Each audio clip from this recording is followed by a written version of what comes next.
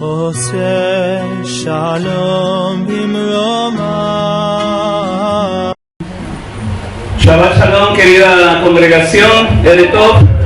Shabbat Shalom a todos y cada uno de ustedes, cada uno de los amigos, simpatizantes que nos ven, que nos escuchan a través de este canal de YouTube.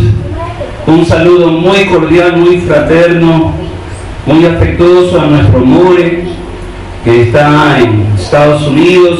Aquí está su congregación, amado More, lo ama, lo recuerda, lo extraña, y está usted en espíritu cada Shabbat. Aquí su talit, su kippah, está llenando espiritualmente ese cuerpo que Yahshua lo ha traído acá para que usted nos acompañe. Sea también a nuestro hermano Antonio Vera allá en Chile, y a todos los que nos ven y escuchan. Aleluya, Sí, nosotros no somos tan connotados tal vez como muchos mensajeros, muchos predicadores. Puede ser que no nos tomen mucho en cuenta, pero aquellos que sí nos toman en cuenta, que sí se interesan, que la verajá de Yahweh repose sobre cada uno de ustedes y les dé lo que ustedes piden, lo que deseen su corazón y lo que deseen los planes de su mente. Esta tarde, este Shabbat, tenemos la parashá número 49. La parashá número 49. Sí, estamos 14 de septiembre de 2024. Tiene por título Kitetse.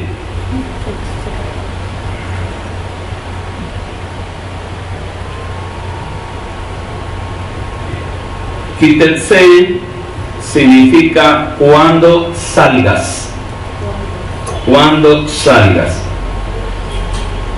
Esta parashá está comprendida en Devarim, Deuteronomio, capítulo 21, versículo 10, a Devarim, capítulo 25, versículo 19.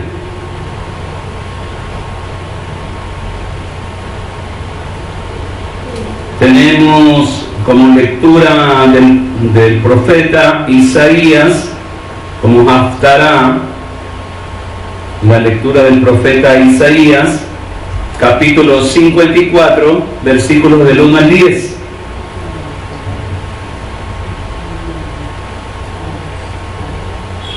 Y en el Rit Hadashah tenemos el libro de Revelaciones, o Hitgalut, o también conocido como Apocalipsis, capítulo 12, versículo 1, hasta Revelaciones, capítulo 14, versículo 20.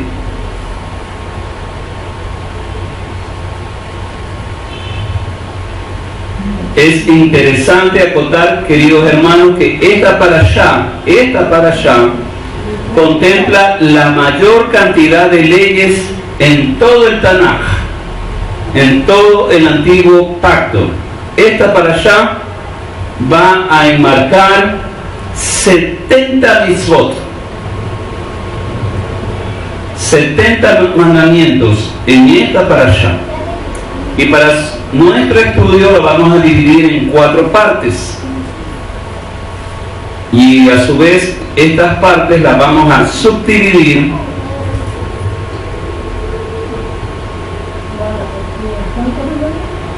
...70 mandamientos. Vamos anotando, por favor. La primera parte contempla las leyes de compasión y justicia. Leyes de compasión y justicia. Aquí vamos a abordar reglas para tratar a una esposa cautiva. Reglas para tratar a una esposa cautiva. Eso está en Devarim, capítulo 21, versículos del 10 al 14. Devarim 21, 10 al 14. Tenemos derecho de los primogénitos, que está en Devarim capítulo 21, versículos del 15 al 17. Derecho de los primogénitos, que está en Devarim 21, versos 15 al 17.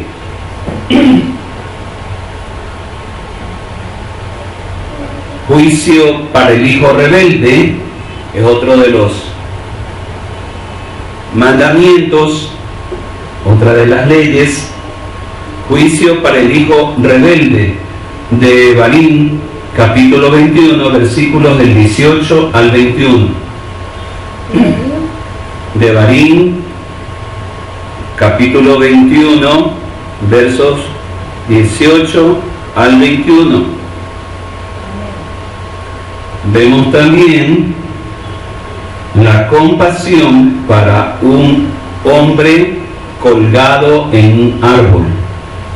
Compasión para un hombre colgado en un árbol. Compasión para un hombre colgado en un árbol.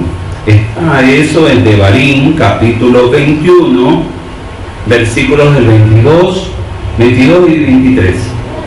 Devarim capítulo 21, versos 22 y 23.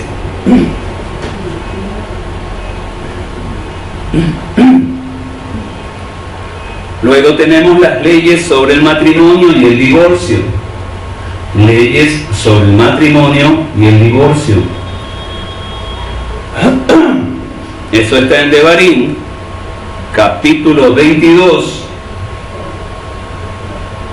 verso 13 al 29. Devarim 22, versos 13 al 29.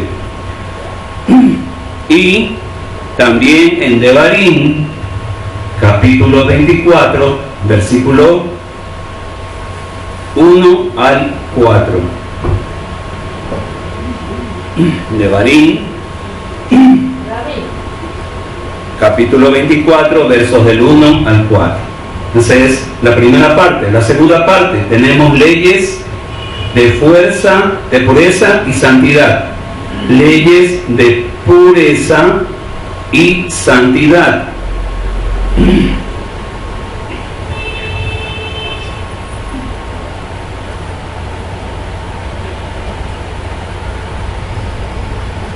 Aquí vemos las normas sobre las emisiones nocturnas.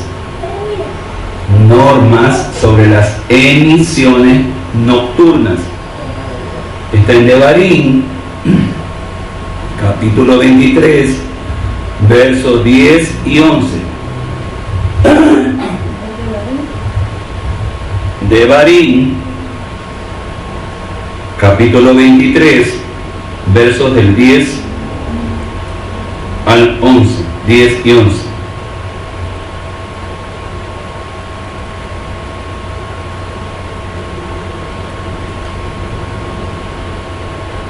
También contemplamos la disposición de las excreciones humanas.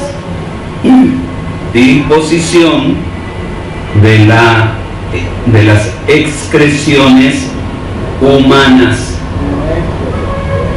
Excreciones o excretas también, ¿no?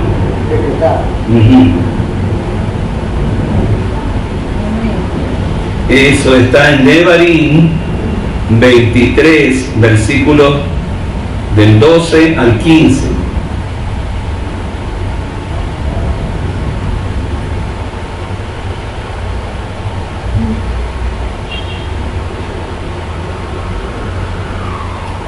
Tenemos la prohibición de prostitución ritual y sodomía.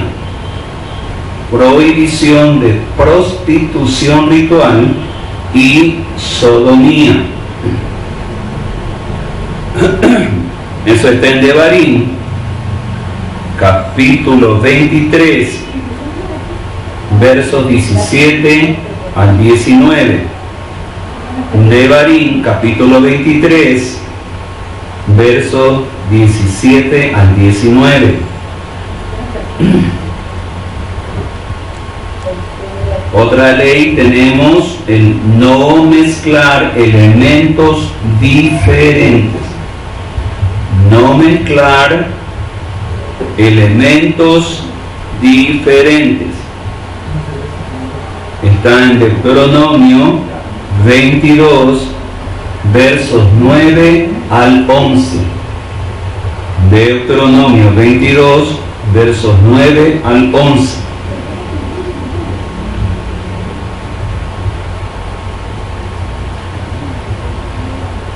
Otra ley tenemos el uso del tzitzit en el talit, el uso del tzitzit, lo que se conoce como flecos. Tzitzit está en Devarim, capítulo 22, verso 12. Devarim, capítulo 22, verso 12. La tercera parte contempla leyes de integridad y honestidad. Leyes de integridad y honestidad.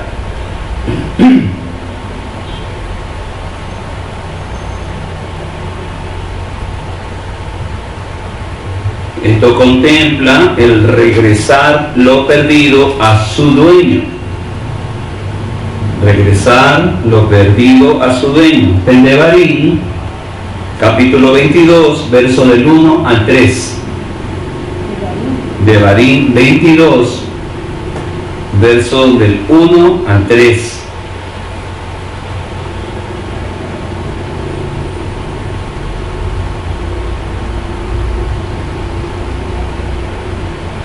Se ve las leyes sobre los votos.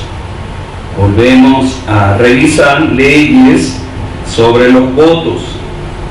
Está en Devarim 23, versículos 22 al 24.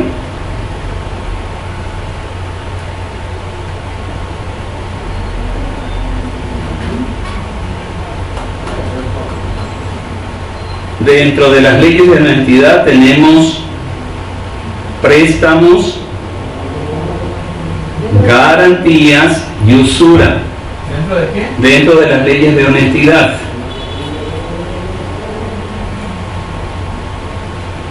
Tenemos las medidas, los préstamos, garantías y usura. En Devarim 24:6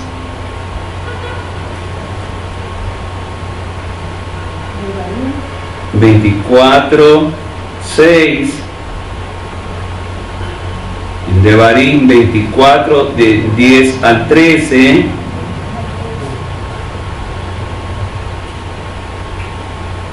y Devarim 24:17.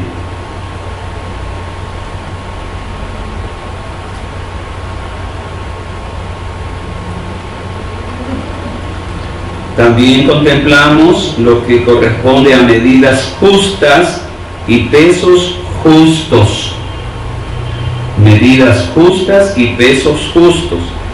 Lo encontramos en Devarim, capítulo 25, versículos 13 al 16. Devarim 25, versos 13 al 16.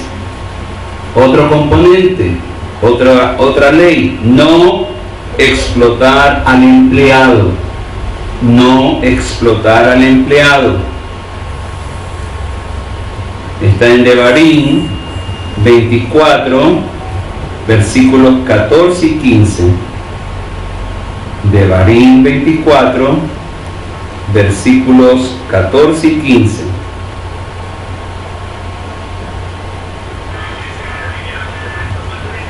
Y otra ley es dar bienestar al prójimo.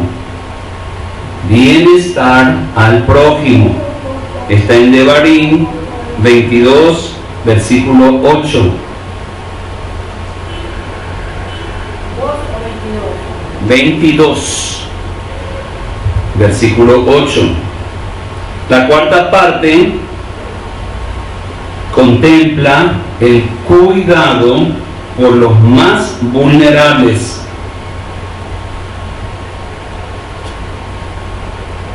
El cuidado por los más vulnerables.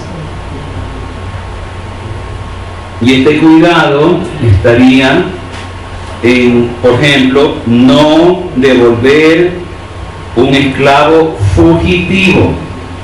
No devolver un esclavo fugitivo. Está en Devarim 23, 16 y 17. Devarim 23, 16 y 17.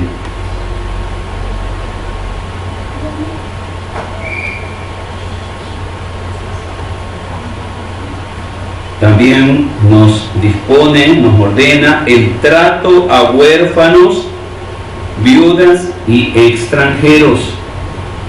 Un buen trato a huérfanos, viudas y extranjeros. Está en Devarim 24, versículos 19 al 22. Devarim 24, versículos 19 al 22.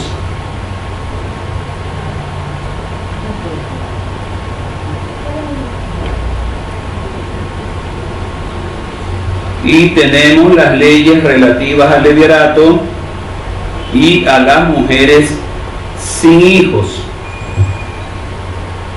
Leyes relativas al levirato y a las mujeres sin hijos. Está en Deuteronomio, capítulo 25, versículos del 5 al 10.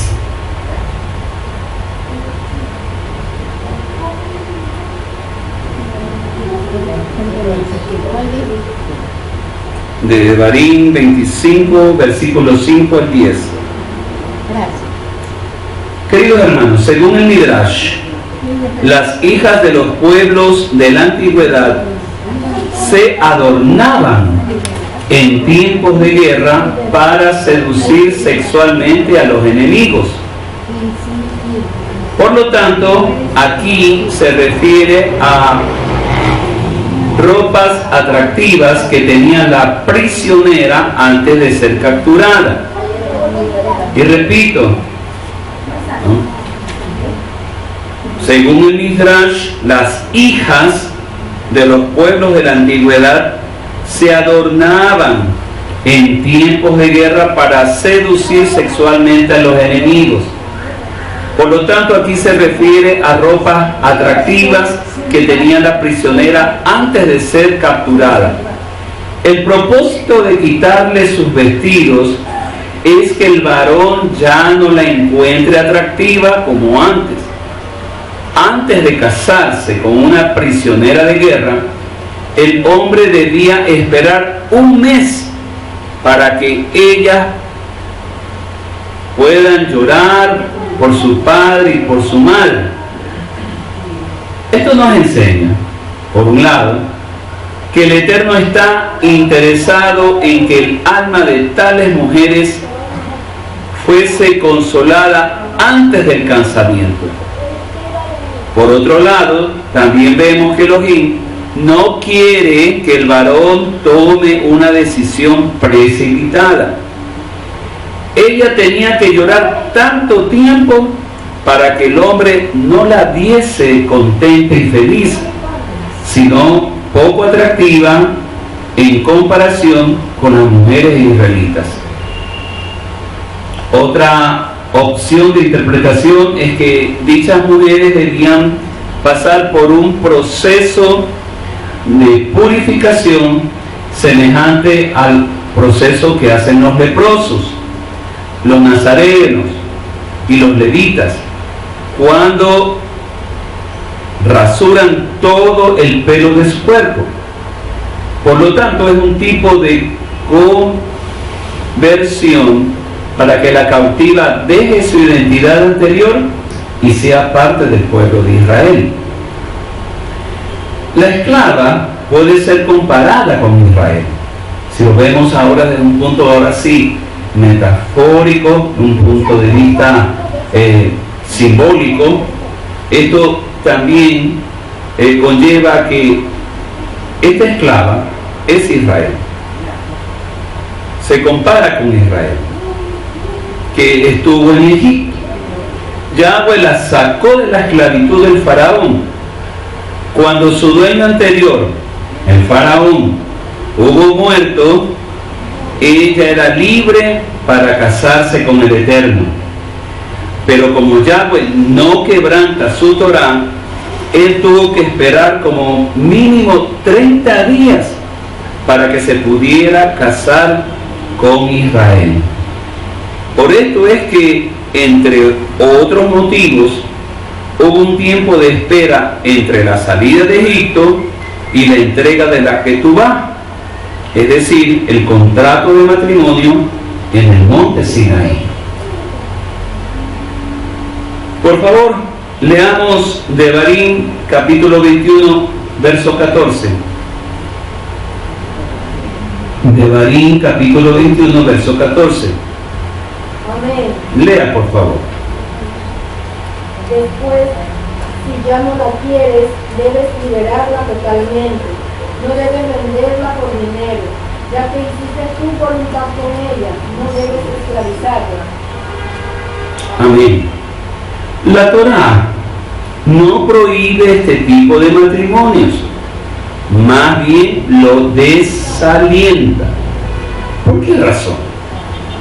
Porque corre el riesgo de que con el tiempo ella se convierta en una mujer aborrecida y eventualmente nazca un hijo rebelde de dicho matrimonio. Según el Midrash, la madre del rebelde Absalón, como lo tiene la Reina Valera, Absalón también, ¿no?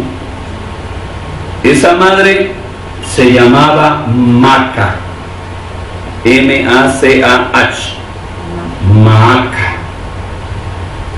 Esta mujer fue una gentil cautiva de guerra que el rey David había capturado cuando venció a su padre Talmai, rey de Gesur. Entonces David la toma a la hija de este rey vencido como cautiva y le gustó, muy atractiva, se casó con ella. Pero vemos en la misma Torá que más tarde vinieron otras mujeres a las cuales David también amó, se enamoró y las tomó como esposa, y es fácil imaginarnos y suponer que con el tiempo ella ya la despreciaría David, ¿no? O la abandonaría y paulatinamente hasta convertirse en una mujer aborrecida. La desechó, una cautiva de guerra gentil. Vinieron mujeres israelitas y obviamente él se casó con mujeres israelitas. Entonces, el primer hijo con esta mujer Maaca fue Absalón. Y dice la Torá que Absalón era un varón hermoso, un varón que tenía una cabellera preciosa, una cabellera que hasta sus trenzas, sus rizos, era una cabellera tan grande y pesada, constantemente tenía que recortarse, y cuando se recortaba el cabello le pesaba bastante, lo pesaban esas guedejas, como se le dice en hebreo, ¿no? Esas guedejas, esos rulos, esos ensortijados, eran pesados, esas trenzas eran tan pesadas, sí, eran pesadas, ¿ya? Y por lo que era muy hermosa, muy tupida, y gracias a esa cabellera también pues se le daba su atractivo, tenía su atractivo. Pero entonces vemos aquí, hermanos, que precisamente este hijo empieza en su mente y en su corazón a sacarlo a su padre, a querer sacarlo a su padre. Y desde ese momento va a la entrada de Jerusalén, a una de las puertas de Jerusalén, y empieza a hablar con la gente. Si yo fuese rey, yo te juzgaría a ti de manera favorable. Si yo fuese rey, a usted yo la ayudaría en sus necesidades. Usted es viuda, yo haría justicia a usted que es viuda. Si yo fuera rey, yo fuera favorable a usted, yo fuera favorable. De esa manera empezó a convencer a la gente de Jerusalén, a convencerla de que él iba a ser o podría ser mejor rey que el mismo rey David. Y convenció a muchos. Estuvo así, a un paso de ser el rey. Es más, ante ya esta sedición, Absalón prácticamente estuvo por sentarse en el trono de David. Y David tuvo que huir de Jerusalén. David y toda su familia huyó de Jerusalén. Y tan apresuradamente que la Torá dice que David no pudo ni siquiera calzarse. Estaba descalzo. Fue David vituperiado, insultado por sus enemigos, insultado por los parientes y los siervos de Saúl. En fin, por causa de este hijo rebelde. Y miren, no es que la Torá no permite, no es que la Torá prohíbe este tipo de matrimonio, sino que no lo consiente, no lo no alienta, ¿verdad? Porque ya en la mente, en la sabiduría, dice, esta clase de mujer con el tiempo, como no es hija natural de Israel, no es israelita, va a ser menospreciada. Y ahí están las consecuencias, hermano. Es claro, ¿no? Yo, a la verdad, no sabía esta historia hasta que la leí y digo, vaya, aquí encontramos una razón de peso para saber por qué Absalón se rebeló contra su propio padre.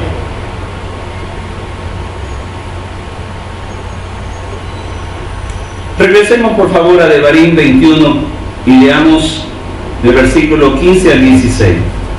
Devarim 21, versículos 15 al 16. Lea, por favor.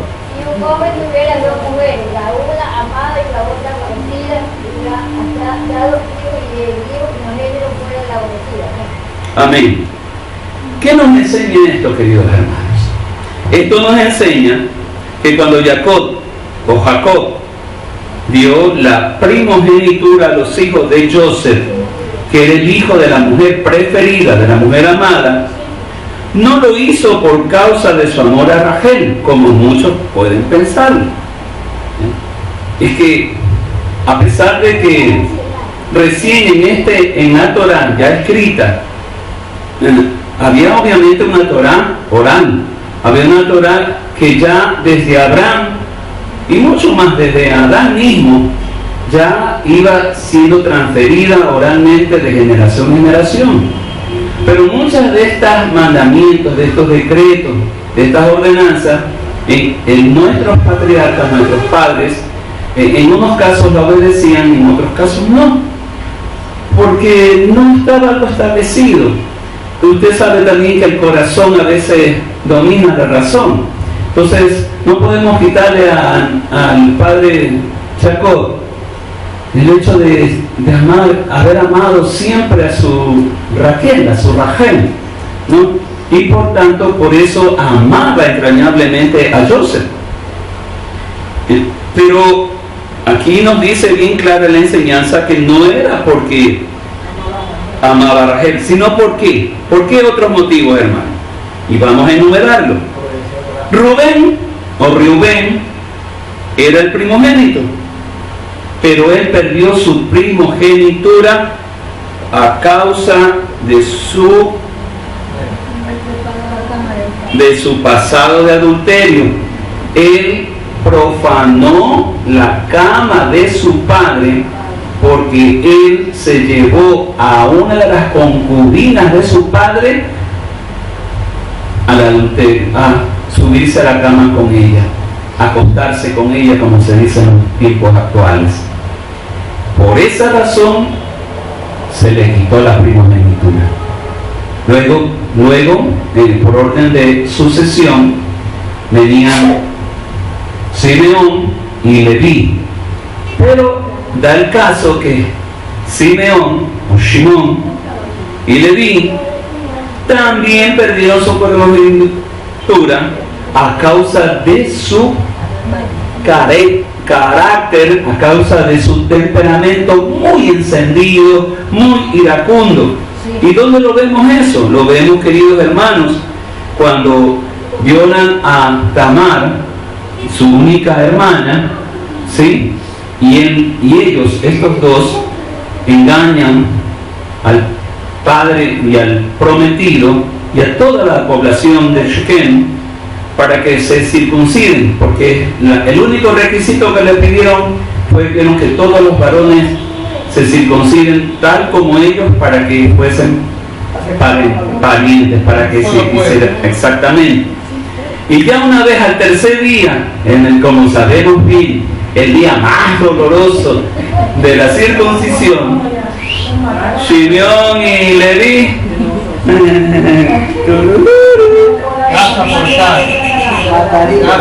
casa por casa, ojo por ojo, diente por diente. Entonces, queridos hermanos, ahí vemos también la causa por la que perdieron su primogenitura. Jacob no les perdonó su temperamento iracundo.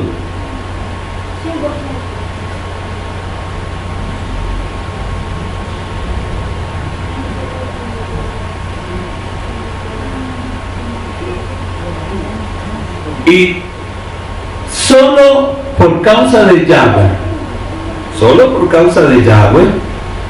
es que Yahweh tuvo que intervenir y mediante revelación profética la primogenitura pasó a los hijos de José, a los hijos de Joseph. Pero para ser más exactos, hermanos queridos, la primogenitura pasó a Efraín. Nosotros también hemos leído que Jacob en el momento lo manda a llamar a Joseph y les cruza las manos en la bendición, ¿verdad? Entonces el mayor que era Manasés y el menor que era Efraín, y le cruza las manos. Ese cruce de manos, ahí hubo dos cosas y lo ministramos anteriormente. Jacob toma como hijos propios a los hijos de Joseph.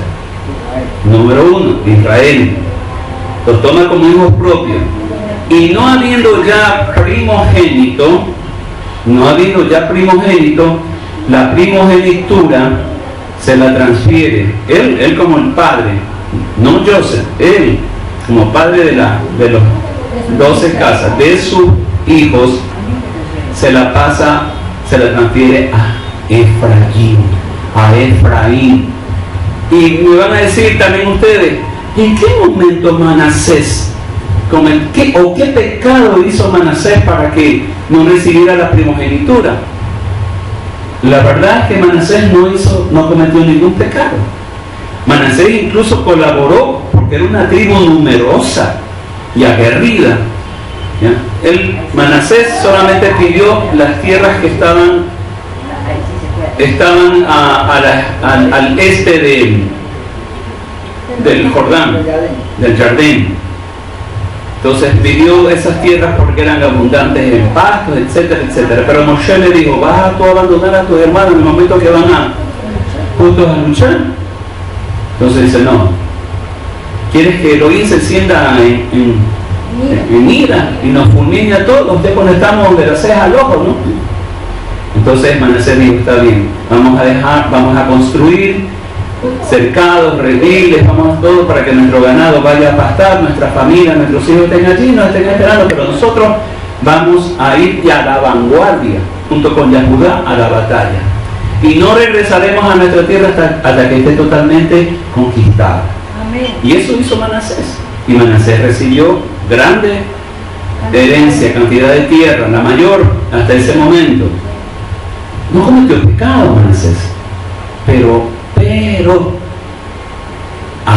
Yahweh ya tenía el propósito de que hubieran dos casas en Israel, la casa de Efraín y la casa de Judá. Y yo quiero que ustedes se acuerden y me recuerden, porque yo soy medio olvidadizo, ¿no? Ustedes saben. Sí, ya sé, además del Roe también, además de mamita, ¿no? Y yo soy el tercero, ocupo el tercero en el lugar. Pero Roberto es campeón. Pero tú le has metido a Roberto en la familia. Yo hablo de la congregación. Claro, pues. ¿Recuerdan ustedes la parábola del hijo del labrador? ¿Cómo es la historia? ¿Se acuerdan? Bueno, yo sé que se acuerdan. ¿Quién regresa al padre? El hijo pródigo, como dicen en otras traducciones y opciones y opiniones. El hijo pródigo. Nosotros un hijo despilfarrador. Así es. Y ese hijo despilfarrador es Efraín.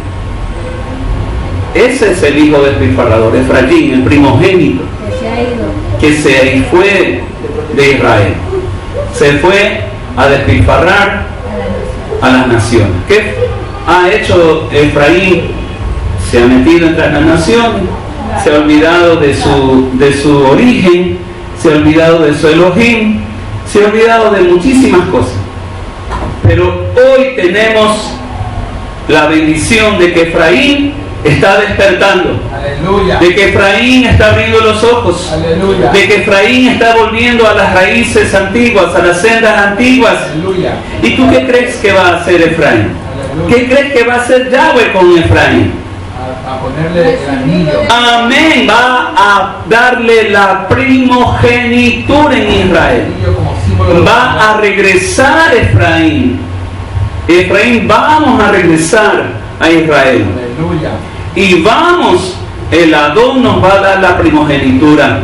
Nos va a dar el anillo del primogénito, los derechos del primogénito, las sandalias y el vestido y la autoridad y el bordón y todo lo que conlleva el ser el primogénito en la casa. Aleluya. Así que prepárate, porque pronto nos uniremos a nuestros hermanos, a Yahudá, porque vamos a ayudarlos a nuestros hermanos, porque tiene que Israel ser una sola, y las dos casas unidas y restauradas. Aleluya. Cabo de Elohim. Se le reconocerá a Efraín su primogenitura. Amén, aleluya. Regresemos a Devarim 21:20, por favor. Devarim 21:20. Así que tú no estás junto. Dice, no, Jeremías, discúlpame, pero tú eres yahudita. En el momento que sirve el Padre, te regresas a Israel. Si te quedas aquí, regresarás como pasó en la Segunda Guerra Mundial. El judío que no quiso regresar a Israel, que se contentó con estar en Alemania, que se contentó con estar con sus leyes, que se contentó con ser rico y próspero, que se contentó con todas esas cosas, lo mataron. ¿Quiénes sobrevivieron? Los que salieron de Alemania, los que salieron de Europa, esos sobrevivieron. Y esos son los que están ahorita en Israel. ¿Sí? Así que no hay puerta atrás, no hay vuelta atrás. Vas, quieras o no quieras. O muere. Sí, así de simple y sencillo. Y vas a morir sin la gracia de Yahweh. Sin la gracia de Yahweh. ¿Qué nos dice de Devarim 21:20? Amén. Lea, por favor. Decirles a los ancianos: este hijo nuestro es desleal, rebelde, no hace caso, es un glotón y un borracho. Ups. Ups. Imagínense qué vergüenza para los padres que un hijo ya adulto, un hijo mayor, sea borracho, sea glotón, sea irresponsable, no dé su corbán a sus padres, no los honre, ¿no? Exactamente. Entonces, los propios padres tienen el derecho y la autoridad de denunciar. Qué triste, sus propios padres ya hartos, estaban tan hartos que preferían entregar a las autoridades para que las autoridades vengan y ordenen la pena de muerte por rebelde y que deshonraba a sus padres, desobediente. La autodisciplina, hermanos queridos, es parte de un buen carácter. Si tú no empiezas a desarrollar tu autodisciplina, entonces no vas a poder formar un buen carácter. Y algo que los padres tienen que enseñar a sus hijos desde pequeños es la autodisciplina. Una de las tareas más importantes que tienen los padres es enseñar a sus hijos a no ser esclavos de sus deseos, sino a dominar sus impulsos y ser dirigidos por principios y valores. Amén. La falta de dominio propio es condenada por la Torá. Hay especialmente dos áreas donde el hombre tiene que aprender a dominarse. ¿Y cuáles creen ustedes que sean? El carácter. Bueno, usted me dice el carácter, Robert. ¿Y usted qué me dice, hermana? El hombre tiene dos áreas, especialmente dos, puede ser hasta tres, pero... Temperamento, carácter. Muy bien, temperamento, carácter. Tiene que aprender a dominar, ¿qué cosa? Las emociones. Tiene que aprender a dominarse ¿en qué? En la comida y en el sexo. En la comida y en el sexo. Si no puedes dominar, si no puedes controlar estas dos áreas en tu vida, nunca llegarás a ser maduro espiritualmente. Ahora te pregunto. Sí. Ahora yo te pregunto, ¿tú cuál crees que puede ser la tercera área? Te pregunto a ti. Las dos primeras son en el cuerpo. Las dos primeras es la comida, el sexo. ¿Cuál crees tú que sería la tercera? La voluntad. La voluntad. A ver, hermana Mariucci, ¿cuál cree usted que podría ser? Estamos hablando de dominio propio, pero hay áreas en que nosotros precisamente tenemos que ejercer ese dominio propio. Ya hemos visto el sexo, el hambre, ¿ya? Bueno, claro, el carácter. El dominio propio es también saber controlar nuestro carácter, nuestro temperamento, nuestros sentimientos, nuestras emociones, ¿sí? Controlar, porque si no... Claro, controlar. La tercera área es el alcoholismo. Ya. Toda la va porque en el tiempo pasado, claro, en el tiempo pasado como se acabó. Sí, fue algo social. Sí. Entonces, no, éramos bebedores sociales. Yo como abogado tuve que ser un bebedor social, un fumador social, pero de más de 2 cigarrillos ya no podía votar. Ya, más de 2, yo no podía tomar whisky demasiado. Yo venía acá a la casa y vomitaba hasta el apellido. Lo vomitaba el apellido de mi papito. No podía tomar. Había dentro de mí, yo pensaba que era algo psicológico. Yo llegué a pensar, hay algo psicológico en mí que no me permite tomar más de una cantidad, de una cantidad. Tenía yo un límite. Y yo poco a poco empecé a darme cuenta de esos límites. Como que sonaba una campanita dentro de mi mente, hasta aquí nomás. Es cierto. Sí. Pasaba yo esa campanita, Te arruinaba la fiesta. me arruinaba la fiesta. Así es. Entonces, hermanos, miren cuánto tenemos nosotros que empezar a autocontrolarnos. Y este dominio propio que dice la Torá, dominio propio. ¿Cuántos nos ha... ¿Era yo glotón? Sí, yo fui glotón en otro tiempo. Sí, fuimos de un momento a otro. Claro, yo era. Pero poco a poco sigo en el proceso del cambio. Ya el tiempo y el cuerpo me están diciendo, café helado. No, cafecito helado no puede desaparecer. Eso no. Mi Robert, por favor, yo sé que usted me ama, yo sé que usted me ama. Yo sé que me ama, mi Robert. No, mi Robert, no, por favor, no me discipline de esa manera. Bien, ¿por qué crees tú que Yahshua fue descolgado el mismo día de su muerte? Porque estaba prohibido dejarlo. Amén. Porque estaba prohibido por la misma Torá dejarlo colgado por mucho tiempo. Y no es por lo que dice la hermana. Vamos a leer Deuteronomio 21, versículos 22 y 23.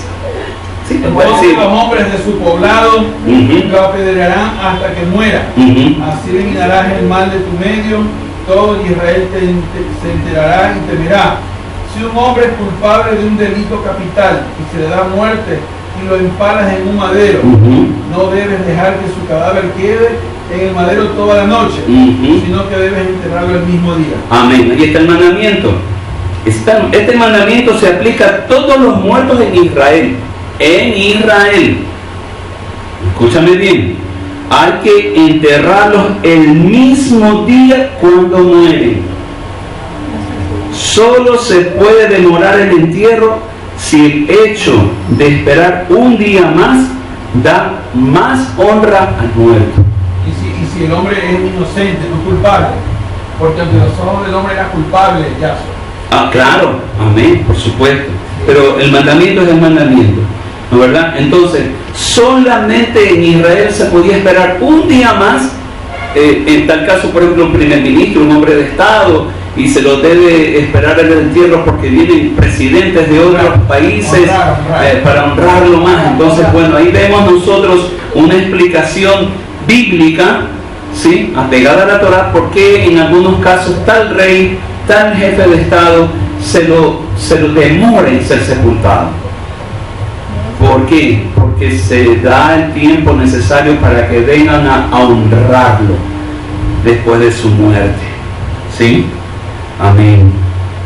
Amén. Entonces, queridos hermanos, si las leyes de un país en la diáspora prohíbe que se entierre el mismo día, hay que respetarlas. Mi padre siempre tuvo el deseo y nos lo transmitió a nosotros. Nos dijo, hijo, a mí me dijo como hijo mayor, como el primogénito, el día en que yo me muera, yo quiero que si muero en la noche me entierres al día siguiente, inmediatamente. No esperes más. Me entierras al día siguiente, me entierras al mediodía si es necesario. Y él sabía pues que había entierros a las 12 del día y a las 4 de la tarde. Si no puedes al mediodía, a las 4 de la tarde. Y así pasó. Enterramos a nuestro padre al día siguiente. Y fue tan rápido. No, dentro de las 24 horas. Por eso le digo. No, él falleció 11 de la noche. 11 de la noche falleció. Así es. De las 4 de la tarde, 4 de la tarde, sí, desde las 4 de la tarde, mientras lo llevamos hasta su descanso, ya se hicieron claro las 5 de la tarde. Pero no pasó 24 horas. ¿Sí? No se cumplieron las 24 horas. Y es interesante, hermano, porque mi padre, ¿qué sabía acerca de este mandamiento? ¿Qué sabíamos nosotros de este mandamiento? Sí, pero no sabíamos nada. Pero hay algo importante que rescatar ahí. Diga usted. Esa era una voluntad nada más. Voluntad humana. Porque la Torá dice, si un hombre es culpable de un delito capital y se le da muerte, lo empalas en un madero, no debes dejar que su cadáver quede en el madero toda la noche, sino que debes enterrarlo el mismo día. Correcto. Cuando un hombre es culpable de algún delito capital. Correcto. Pero ahí el mismo mandamiento dice el mandamiento que si en cambio ese hombre va a ser o es digno de honra, de mayor honra, entonces ya no se le da honra a un delincuente, un criminal, a un asesino, Se le da honra a un hombre que merece, a un noble, a un hombre bueno, a un hombre digno, justo. Así es, eso tenemos nosotros que saber diferenciar. Ya, saber diferenciar. Además, ahí dice empalamiento. Entonces ya sabemos también que el empalamiento no solamente era la crucifixión, también era empalamiento, como dice su palabra. Y ahí si no, busca el diccionario. Hasta que muera. No, exactamente. Entonces, pero no podía ser, el mandamiento es que no podía pasar ya de la noche, un día más. Correcto. Entonces, así es. Regresemos por favor a Deuteronomio 22, versículo 9, leamos por favor. Deuteronomio 22, versículo 9, lea. No sembrarás tu viña con semilla dispersa, no sea que se pierda todo, tanto la semilla que sembraste como el fruto de la viña. Amén. Amén. Adón es muy celoso en las mezclas. Él no quiere que mezclemos nada. Nada. Y es interesante porque a veces nosotros, y una de las causas, yo estaba leyendo el libro de Yashar, de mezclar, ya, por ejemplo, solo un pequeño ejemplo.